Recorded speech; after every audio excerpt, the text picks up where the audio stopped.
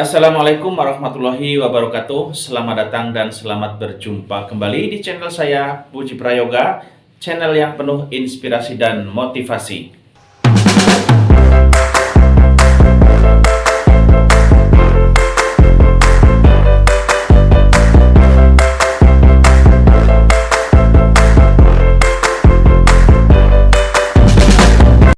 Pada kesempatan kali ini saya akan membahas dua kejadian di pintu keluar tol, dan ini bisa terjadi terhadap siapa saja, dan dampak yang diakibatkan dari kelalaian kita dalam tidak mengantisipasi ini menimbulkan kerugian bagi Anda. Tapi sebelum video ini saya lanjutkan, silahkan tekan subscribe dan jangan lupa nyalakan tanda lonceng agar teman-teman semua tidak ketinggalan video-video terbaru dari saya.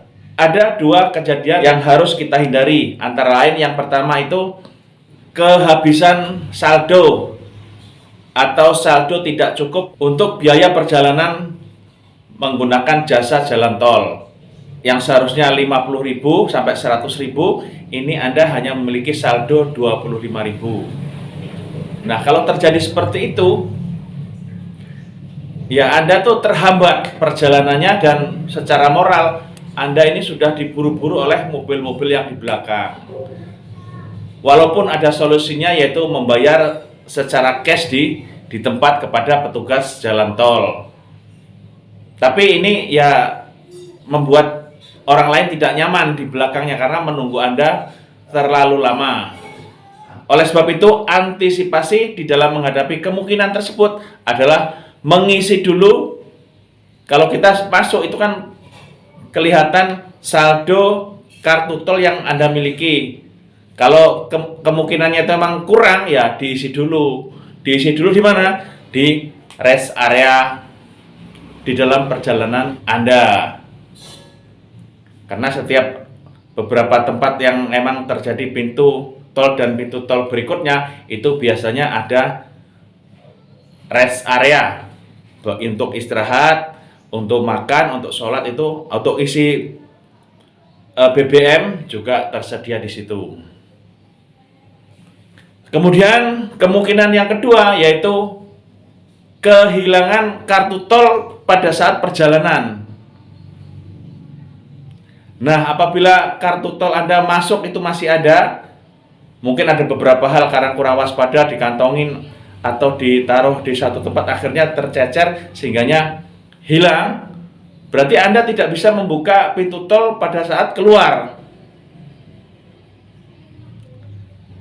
Nah, itu yang menimbulkan kerugian besar pada Anda, yaitu karena ini melanggar peraturan, dan itu akan didenda sebesar biaya perjalanan tol itu terpanjang dan dikalikan 2. Ini bisa sampai jutaan kalau Anda belum tahu.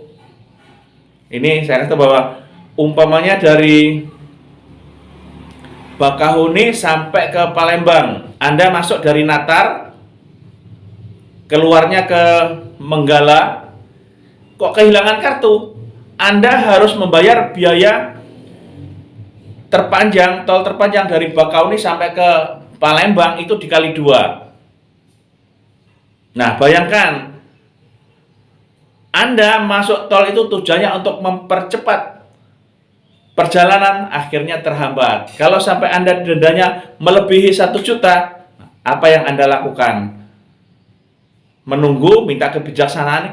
Itu tidak bisa, ya harus membayar denda sesuai dengan aturan yang ada.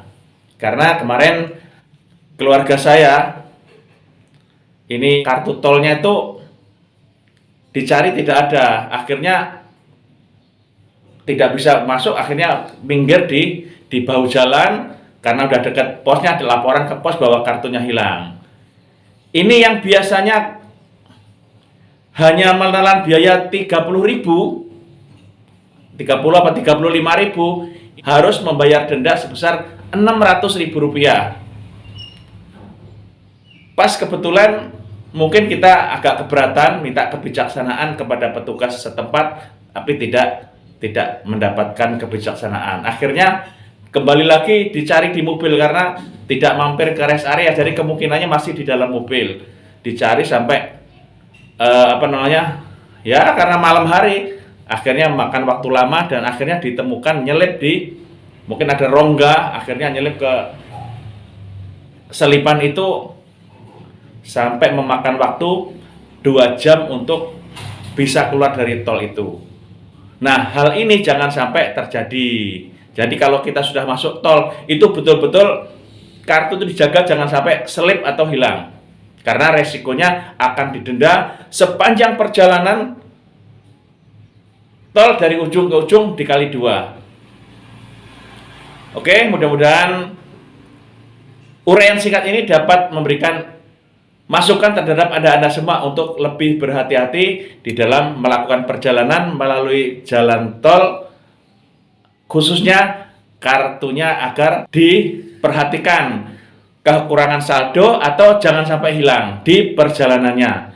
Sebelum video ini saya akhiri, silahkan tekan like, komen, dan share kepada teman-teman agar teman-teman yang lain mendapatkan info-info bermanfaat ini dari channel ini. Saya akhiri, wassalamualaikum warahmatullahi wabarakatuh.